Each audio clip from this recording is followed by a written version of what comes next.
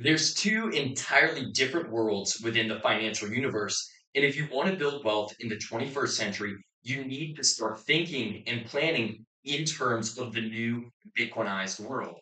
In this video, I'm going to explain to you the four key differences between the old system, the fiat dollar-based system, and the new system, which is based on Bitcoin, which is strong money with a finite supply. We'll start with the first and most important difference, which is prices.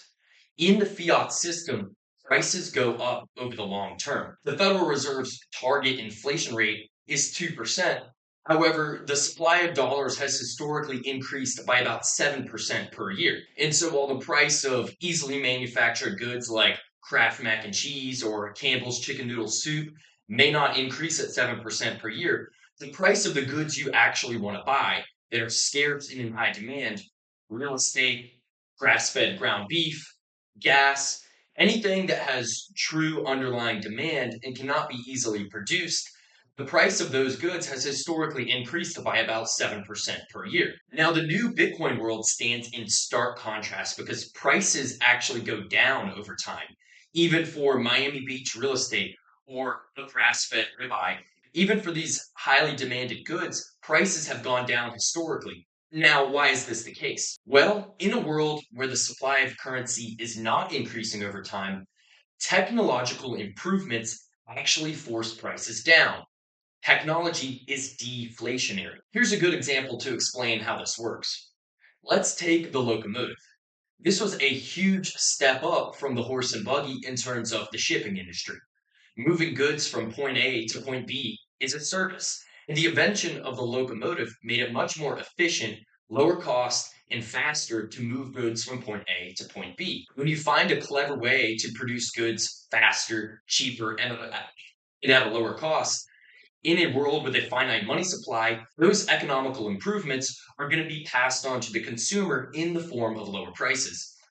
However, in the fiat monetary system, because the supply of currency is always increasing, and because the entire system is built on debt, prices go up over time despite the improvements in technology. The next big difference is in terms of how businesses are priced by the market. In the fiat monetary system, the old world, investors evaluate a business by looking at what's called the price to earnings ratio. How much is the stock worth relative to how much money the company earns? And what they're trying to do is forecast future earnings. So if the future earnings of the business grow and the PE ratio stays the same, well, that means the stock price will have to increase accordingly. On the surface, this is fine. However, the main component that's missing is capital. In the Bitcoin world, you don't have to value a company based on future expectations. And the future is highly uncertain. We'll get to that in a moment. You can value a company based on the raw amount of capital they actually hold. Because in the fiat world, if a company holds a large amount of dollars, well, we all know that those dollars are going to lose value over time, and investors especially know that. So they're not necessarily valuing companies based on how many dollars they have today, but rather how many dollars they expect that company to have a few years from now.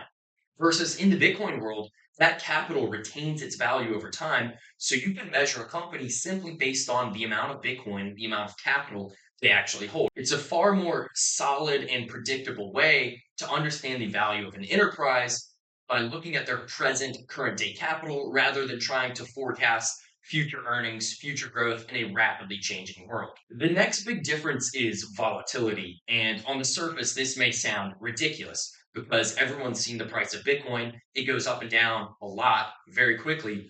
But that volatility is in relation to the old world. You have to remember that. The old world, when I say the fiat system is volatile, here's what I mean.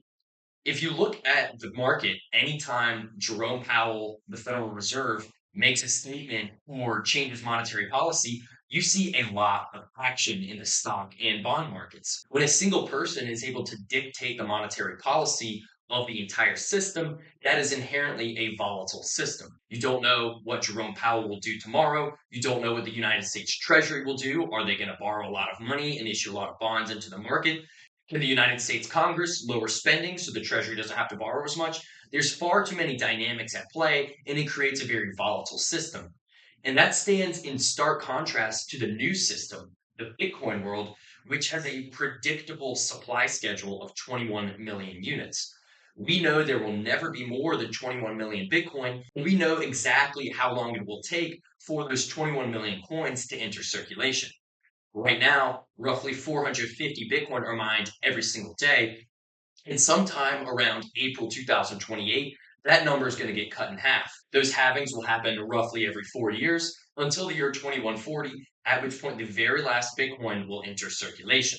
It's an inherently stable and predictable system. Even if more people start to try to mine Bitcoin, those 21 million coins will not get mined any faster because of the difficulty adjustment. Bitcoin is a system of checks and balances, and it creates a lot of future certainty compared to the uncertainty of the Federal Reserve and the fiat monetary system. Investors will work 80 hours a week trying to predict what the Federal Reserve will do over the coming 12 months.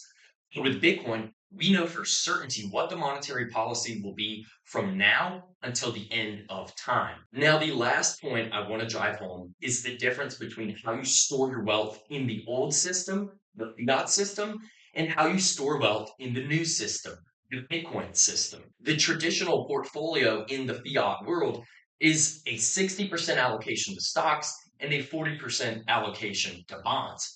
But it's not that simple because of the 60% stock allocation, a lot of that is ETFs and mutual funds, which comprise hundreds or thousands of different businesses. So, really, the stock section of this pie chart here looks more like this, with a bunch of little slices of different businesses because you can't store your wealth in one simple thing. The main idea here is that in the old world, in the fiat system, investing is required. There's no such thing as saving for a rainy day. You have to take risks with your capital. Even a diversified portfolio of stocks and bonds is still taking risks. Those businesses have to compete over the long term.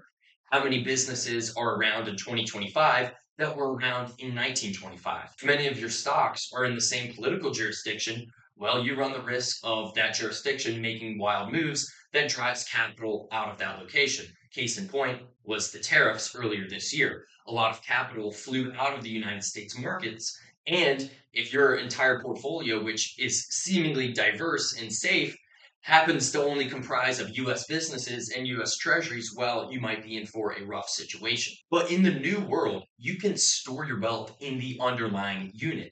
There actually is savings for once in our lifetime. Because in the old world, if you save the underlying unit, the dollar, you are guaranteed to lose purchasing power, to lose wealth over time.